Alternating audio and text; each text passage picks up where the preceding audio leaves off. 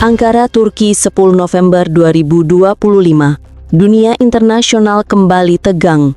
Beberapa jam setelah pemerintah Turki mengumumkan langkah mengejutkan berupa perintah penangkapan terhadap Perdana Menteri Israel, Benyamin Netanyahu. Muncul laporan awal tentang terjadinya ledakan hebat di sekitar kompleks kediaman Presiden Recep Tayyip Erdogan di Ankara. Hingga berita ini diturunkan, belum ada konfirmasi resmi dari pemerintah Turki mengenai penyebab ledakan maupun kondisi Presiden Erdogan. Namun, laporan dari sejumlah media lokal dan sumber keamanan menyebut tim keamanan kepresidenan dan pasukan darurat telah dikerahkan secara besar-besaran ke lokasi kejadian. Ledakan dilaporkan terjadi sekitar pukul 21.30 waktu setempat. Warga di sekitar distrik Çankaya, lokasi kompleks kepresidenan, mengaku mendengar suara dentuman keras yang disusul dengan kepulan asap tebal. Beberapa saksi mata mengatakan, ledakan itu cukup kuat untuk mengguncang bangunan di radius beberapa kilometer.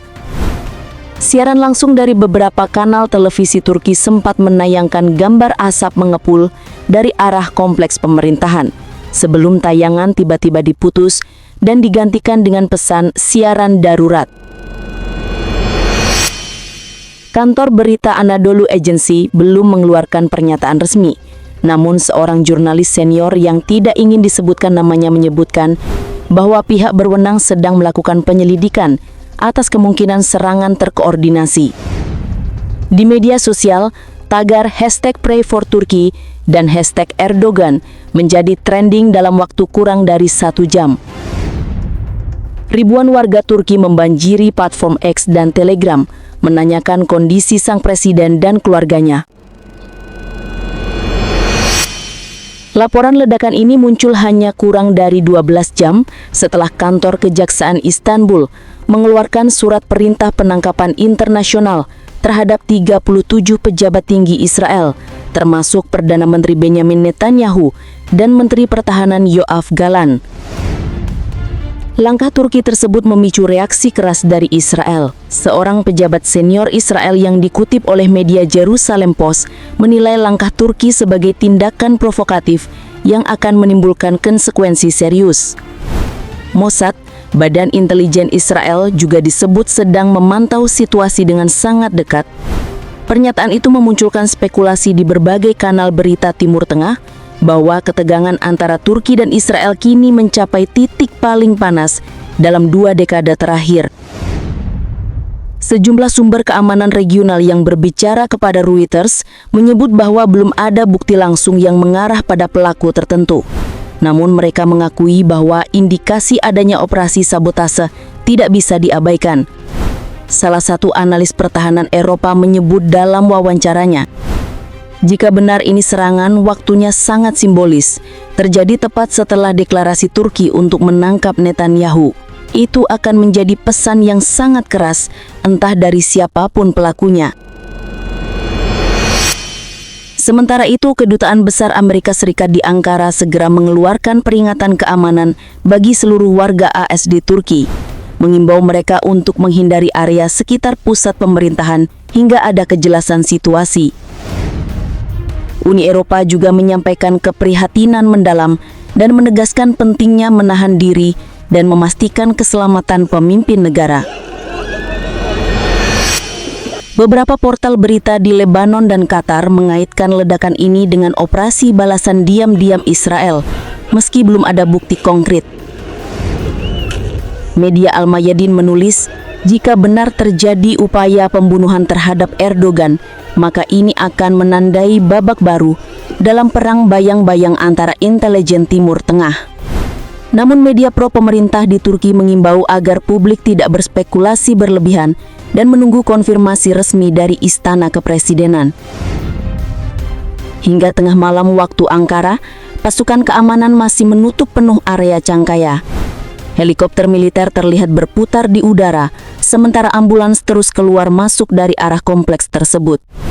Sejumlah video amatir yang beredar di X menunjukkan lampu-lampu kota padam. Setelah ledakan, pemerintah setempat disebut memberlakukan pembatasan jaringan internet sementara di wilayah ibu kota.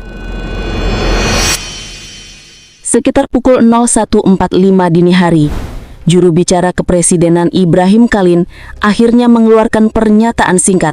Telah terjadi insiden di sekitar Kompleks Cangkaya. Tim keamanan sedang menilai situasi. Presiden dalam pengawasan keamanan. Kami meminta masyarakat tetap tenang. Namun pernyataan itu tidak secara eksplisit menyebut kondisi Erdogan, sehingga menimbulkan spekulasi bahwa situasi mungkin masih genting. Presiden Rusia Putin dan Presiden Iran Ebrahim Raisi dikabarkan telah menghubungi Ankara untuk menawarkan bantuan keamanan. Sementara dari pihak Israel, hingga berita ini diturunkan tidak ada tanggapan resmi. Beberapa analis menilai, jika terbukti ledakan ini terkait dengan operasi luar negeri, maka dampaknya terhadap geopolitik kawasan akan sangat besar, berpotensi membuka babak baru konflik diplomatik antara Ankara dan Tel Aviv. Di jalan-jalan Ankara, suasana malam berubah menjadi campuran antara kepanikan dan doa. Banyak warga berkumpul di masjid-masjid dan lapangan utama untuk berdoa bersama. Kami hanya ingin tahu bahwa presiden kami selamat, ujar seorang warga bernama Selim dalam wawancara dengan TV lokal. Hingga laporan ini diturunkan, belum ada konfirmasi mengenai kondisi Presiden Erdogan maupun penyebab pasti ledakan tersebut. Pemerintah Turki dijadwalkan menggelar konferensi pers dalam beberapa jam ke depan. Dunia kini menanti dengan penuh kecemasan, apakah ledakan di Ankara hanyalah insiden tunggal, ataukah bagian dari permainan kekuatan besar yang lebih dalam setelah langkah Turki menantang Israel secara terbuka.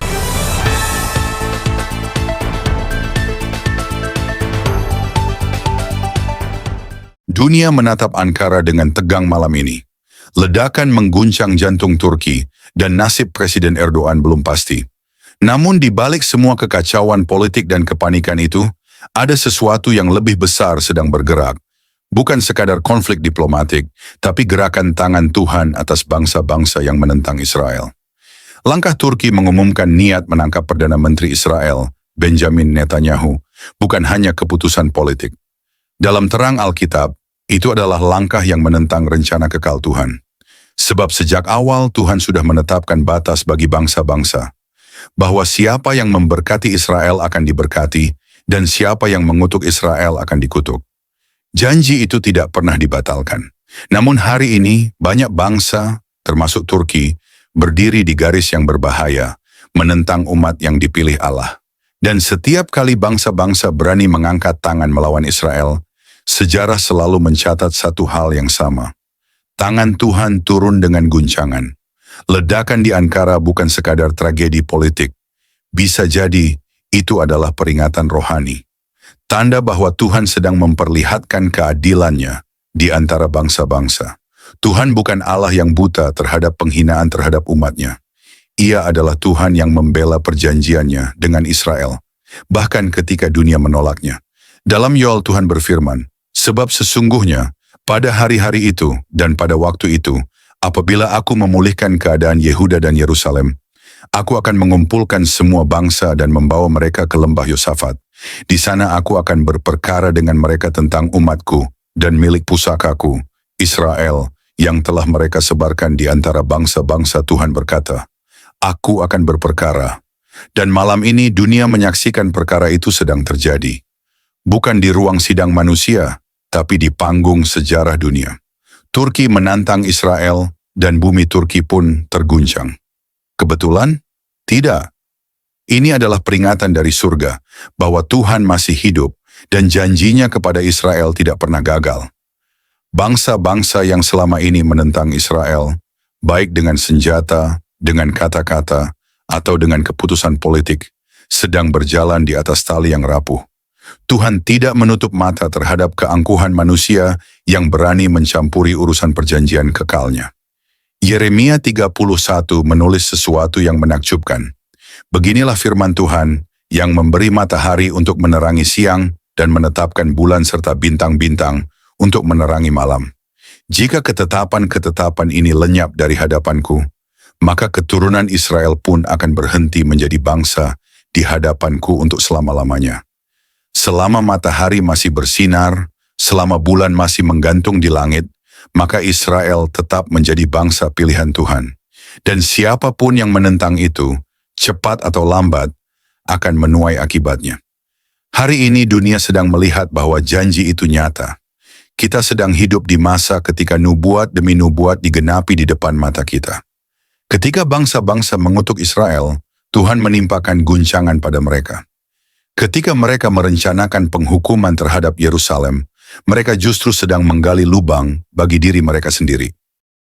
Turki, Iran, Hizbullah, Hamas, bahkan negara-negara besar di Eropa, semuanya sedang diuji oleh Tuhan dalam hal ini. Bagaimana mereka memperlakukan Israel. Dan Alkitab sudah jelas, siapa yang menjamah kamu, menjamah biji mataku. Bangsa yang menentang Israel sama saja dengan menentang mata Tuhan sendiri. Dan itulah sebabnya dunia saat ini terus diguncang, karena Tuhan sedang menegakkan perjanjiannya. Namun bagi mereka yang memahami, ini bukan alasan untuk takut, melainkan untuk belajar. Belajar bahwa kedaulatan Tuhan atas sejarah tidak dapat dilawan, bahwa Israel bukan sekadar negara, melainkan simbol kesetiaan Allah. Dan siapapun yang berdiri di pihak Israel, berdiri di pihak Tuhan yang hidup. Firman Tuhan dalam Mazmur menggambarkan situasi yang sangat mirip dengan dunia hari ini. Sebab sesungguhnya musuhmu ribut, orang-orang yang membenci engkau mengangkat kepala. Mereka mengadakan tipu daya terhadap umatmu dan berunding melawan orang-orang yang kau lindungi. Mereka berkata, marilah kita melenyapkan mereka sebagai bangsa, supaya nama Israel tidak diingat lagi. Tapi sejarah selalu membuktikan, mereka yang merencanakan kehancuran Israel justru hancur oleh rencana mereka sendiri. Firaun hancur di laut, Nebukadnezar dipermalukan, Haman digantung di tiang yang ia dirikan, dan bangsa-bangsa modern yang menentang Israel pun mulai terguncang satu persatu. Malam ini ketika dunia menatap asap Ankara, kita seharusnya merenung bukan tentang siapa yang meledakkan, tetapi apa yang Tuhan sedang bicarakan. Mungkin inilah saatnya bagi bangsa-bangsa untuk berhenti menentang Israel dan mulai takut akan Allah yang memilihnya. Sebab Tuhan tidak berubah. Ia tetap Allah Abraham, Ishak, dan Yakub. Ia masih membela umatnya, bahkan ketika dunia menuduh mereka. Dan ia masih menggenapi firman-Nya, bahkan melalui krisis dan guncangan. Kita yang percaya kepada Kristus pun dipanggil untuk berdiri di sisi kebenaran itu. Bukan di pihak mayoritas dunia, tapi di pihak Tuhan yang kekal. Sebab terang Tuhan sedang menuju ke Yerusalem, dan siapapun yang melawan terang itu akan tersingkir dalam kegelapan sejarah. Firman Tuhan berkata dalam Yesaya 60 ayat 12, sebab bangsa dan kerajaan yang tidak mau mengabdi kepadamu akan binasa, bahkan bangsa-bangsa itu akan benar-benar musnah. Itulah hukum rohani yang tidak bisa dibatalkan. Dan malam ini dunia sedang menyaksikan peringatannya dinyatakan. Tuhan tidak tidur. Ia sedang menegakkan firman-Nya di antara bangsa-bangsa, agar seluruh bumi tahu bahwa Yerusalem adalah takhta-Nya, dan Israel tetap pusat dari rencana penebusan dunia. Jadi ketika dunia melihat ledakan, orang percaya seharusnya melihat tanda.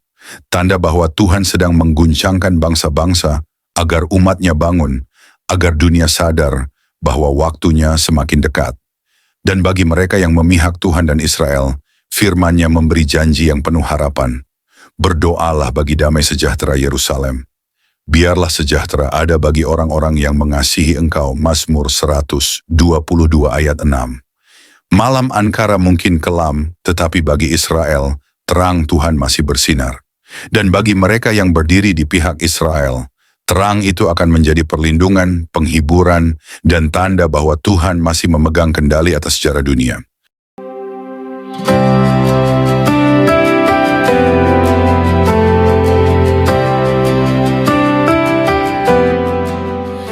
Saudara-saudari terkasih dalam Kristus, terima kasih sudah mendengarkan renungan firman Tuhan sore ini. Bukan suatu kebetulan jika saudara ada di sini saat ini.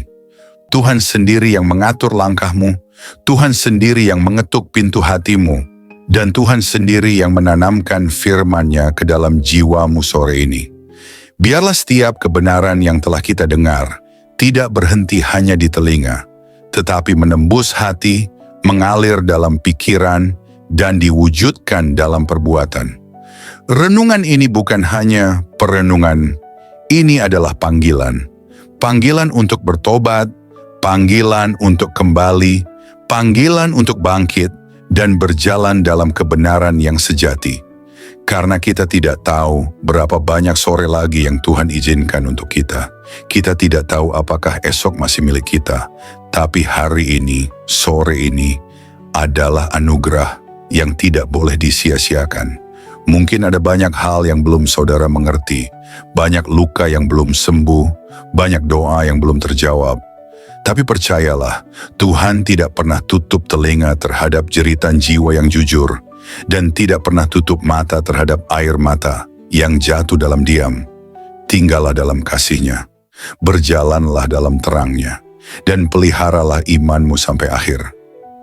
Sore ini mungkin telah berakhir, tetapi firman yang telah tertanam dalam hati kita, biarlah itu terus tumbuh, menguatkan, menyucikan, dan membentuk kita menjadi serupa dengan Kristus.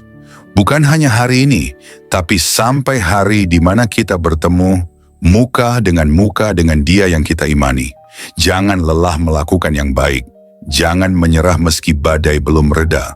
Tetaplah percaya bahwa Tuhan tidak pernah melepaskan tangan-Nya dari orang-orang yang berharap kepadanya. Sampai jumpa di renungan firman Tuhan berikutnya.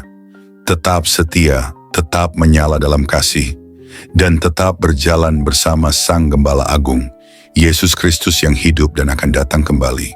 Tuhan Yesus memberkati saudara semua. Mari kita berdoa. Terima kasih Tuhan Yesus. Terima kasih untuk sore yang penuh anugerah ini. Untuk setiap napas yang masih Kau izinkan berhembus dalam tubuh kami. Untuk setiap detik yang Engkau beri, agar kami bisa duduk diam di hadapan-Mu, mendengarkan suara-Mu melalui firman yang hidup, yang menusuk hati, yang mengguncang jiwa, namun juga mengobati luka dan mengangkat kami dari kejatuhan. Tuhan Yesus, sore ini kami datang bukan hanya membawa telinga kami, tapi membawa seluruh keberadaan kami ke hadapan tahta kasih-Mu. Kami datang dengan hati yang kadang kotor, pikiran yang sering goyah, dan semangat yang mulai padam. Tapi firman-Mu sore ini membangkitkan kami kembali. Engkau berbicara bukan hanya lewat huruf dan kata, tapi lewat roh yang menghidupkan. Kami tahu Tuhan, seringkali kami mengabaikan suara-Mu. Kami terlalu sibuk dengan dunia, terlalu sibuk mengejar yang fana, hingga lupa bahwa Engkaulah sumber kehidupan sejati. Namun hari ini kami diingatkan lagi, bahwa tak ada satu pun dalam dunia ini yang lebih berharga dari hadirat-Mu. Engkaulah mutiara yang mahal, harta terpendam yang layak kami tinggalkan segalanya demi mendapatkannya. Ajari kami untuk mencintai-Mu lebih dari segala yang kami miliki. Terima kasih karena firman-Mu menegur kami, bukan untuk menghancurkan, tetapi untuk membentuk. Karena Engkau tidak membiarkan kami larut dalam jalan yang salah, namun menuntun kami kembali ke jalan yang sempit, jalan salib, jalan pengorbanan, jalan kebenaran. Tuhan Yesus, sore ini kami mengangkat tangan dan hati kami kepadamu. Segala yang telah kami dengar, biarlah tidak hanya tinggal dalam pikiran, tanamkan itu dalam hati kami yang paling dalam. Ubah kami mulai dari dalam, jadikan kami pelaku firman, bukan hanya pendengar setia. Berikan kami hati yang lembut, hati yang sanggup menerima koreksi, dan tidak lari dari cahaya-Mu saat dosa kami disingkapkan. Ajari kami mencintai kebenaran, meski kebenaran itu menyakitkan. Ajari kami berjalan dalam kasih, meski dunia membalas dengan kebencian. Tuhan, jadikan kami terang di tengah kegelapan, garam di tengah kebusukan dunia ini.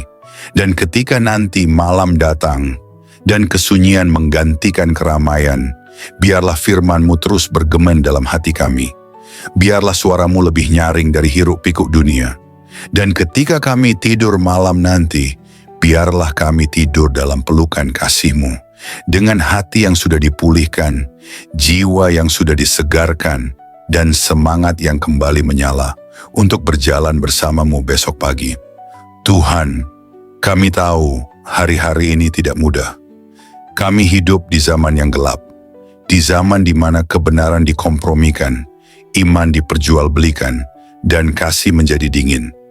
Tapi kami mohon, jangan biarkan hati kami menjadi seperti dunia. Teguhkan kami, tanamkan keberanian dalam jiwa kami. Berikan kami api dari surga yang tidak padam, untuk tetap setia sampai akhir. Kami tahu jalan sempit itu tidak mudah, tapi kami tahu Engkau menyertai setiap langkah yang kami ambil. Meskipun air mata kami jatuh, Engkau mengumpulkannya dalam kirbat-Mu. Meskipun kami berjalan dalam lembah kelam, Engkau tetap setia menggandeng tangan kami. Kami tidak sendiri, kami tidak ditinggalkan. Berkati setiap orang yang mendengar renungan sore ini, dimanapun mereka berada, apapun pergumulan mereka, biarlah kasih-Mu menjamah dan menjawab mereka satu persatu. Angkat yang tertunduk, pulihkan yang remuk, dan kuatkan yang nyaris menyerah. Sore ini, kami pulang dari hadapan firman-Mu, bukan sebagai orang yang sama, tapi sebagai orang yang telah disentuh surga. Kami pulang dengan damai, kami pulang dengan harapan baru, kami pulang dengan keyakinan bahwa Engkau tetap berdaulat di atas segala hal yang tidak kami mengerti. Dan jika malam ini adalah malam terakhir kami di dunia ini, biarlah kami ditemukan tetap setia, tetap percaya, dan tetap memandang wajah-Mu. Kami rindu saat Engkau datang kembali, Tuhan. Kami rindu melihat langit terbelah, malaikat meniup sangkakala, dan Engkau turun dengan kemuliaan. Jadikan kami mempelai yang siap. Jadikan kami gereja yang berjaga-jaga. Jadikan kami umat yang tidak tertidur. Kami tidak ingin Engkau datang tiba-tiba, dan kami masih bermain-main dengan dunia. Bangunkan kami, Tuhan. Sadarkan kami. Segarkan kami. Dan kuduskan kami hari demi hari. Terima kasih Tuhan Yesus. Segala pujian hanya bagi-Mu, segala kemuliaan hanya bagi nama-Mu, dan segala hidup kami hanya bagi kehendak-Mu. Dalam nama Tuhan Yesus Kristus, Tuhan yang hidup, Tuhan yang akan datang kembali, kami menutup renungan sore ini dengan penuh syukur dan kerendahan hati. Amin. Mari kita berdoa. Bapa kami. Bapa kami yang di sorga, dikuduskanlah nama-Mu. Datanglah kerajaan-Mu, jadilah kehendak-Mu di bumi seperti di sorga. Berikanlah kami pada hari ini makanan kami yang secukupnya. Dan ampunilah kami akan kesalahan kami, seperti kami juga mengampuni orang yang bersalah kepada kami. Dan janganlah membawa kami ke dalam pencobaan, tetapi lepaskanlah kami daripada yang jahat. Karena Engkaulah yang mempunyai kerajaan dan kuasa dan kemuliaan sampai selama-lamanya. Amin.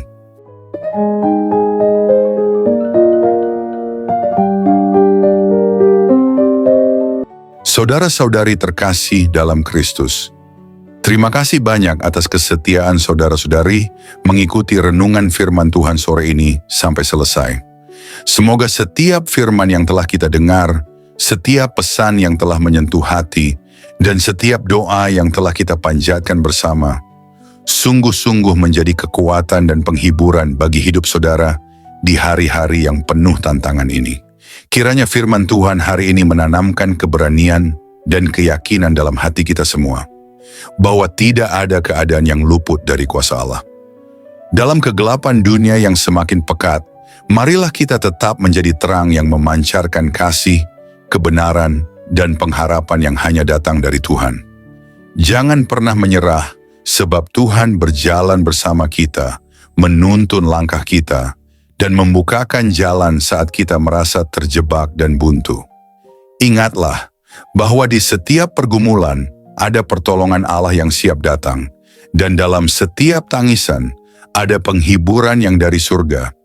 Kami mengajak saudara-saudari untuk terus membagikan berkat ini kepada orang-orang yang membutuhkan. Jangan ragu untuk like, subscribe, komen, dan bagikan renungan ini.